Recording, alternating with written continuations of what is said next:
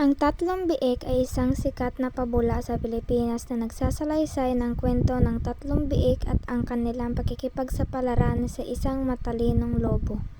Narito ang buong kwento. Noong araw, may tatlong biik na magkakapatid na sina Tisoy, Tutoy at Tinyo. Isang araw, nagpasya silang umalis sa kanilang tahanan at magtayo ng sarili nilang bahay. Si Tisoy ang pinakamatalino sa kanila, kaya't nagpasya siyang magtayo ng bahay na gawa sa bato. Matibay ang kanyang bahay at hindi kayang guluhin ng anumang pwersa. Si Tutoy naman ay nagtayo ng bahay na gawa sa kahoy. Hindi gaanong matibay ang kanyang bahay, ngunit sapat na para sa kanyang pangangailangan. Si Tinyo naman ay nagtayo ng bahay na gawa sa kawayan. Napakadaling guluhin ng kanyang bahay kaya't madaling masira.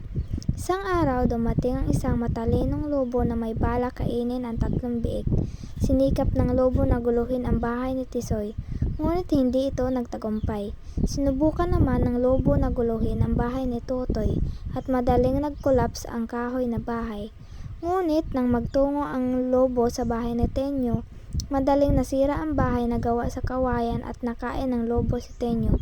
Sa dulo ng kwento, natutunan ng mga mambabasa na mahalaga ang pagiging matibay at maingat sa pagpili ng materyales sa pagtatayo ng bahay upang masiguro na ito ay magtatagal at hindi kayang guluhin ng anumang pwersa.